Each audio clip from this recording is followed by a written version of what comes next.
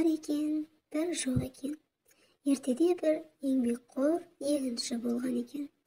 Оның кішкене жері бар екен. Егінші сол жерде тыным таппай еңбек етеді екен.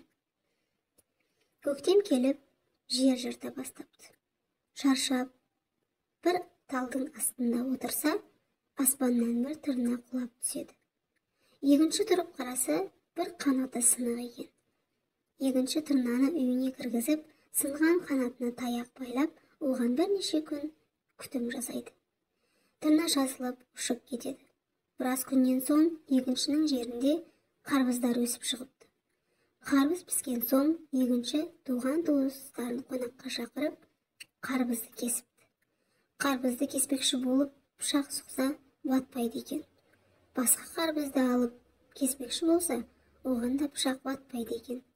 Бәрі аң-таң болып қарап қалыпты. Сосын жерге ұрып жарыпты. Қараса, іші тола алтын екен.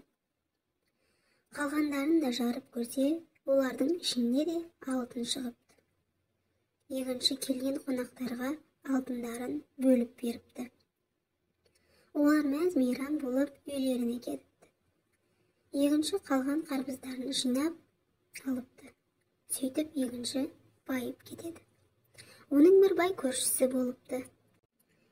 Бай егіншіден: "Сен қалай бұлай байып кеттің, тез байып кеттің?" деп сұрапты. Егінші болған оқиғаны айтып беріпті. Жерге бидай егіп жүргенімде, сол тырна келіп, жерге бір ұрықтар тастап кетті. Сол ұрықты бидаймен бірге өсіріп қарадым. Сол ұрықтар өсіп қарбыз болды. Ішінен алтын шықты деп айтып береді. Бұны естіген бай: "Мен де байып кетейін" деп бір талдың түбіне барып отырады. Бір кез бай жақын жерден бір тырнаны көріпті.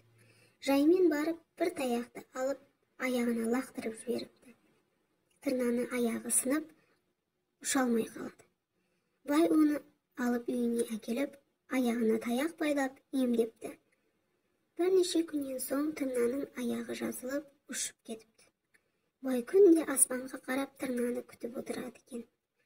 Күндердің күнінде сол тырна келіп, 2 дана ұрық тастап кетіпті. Ұрық көгеріп, қарбыз өсіп шығыпты. Қарбыз піскеннен соң бай барлық туғандарын шақырып, қарбызды жарыпты.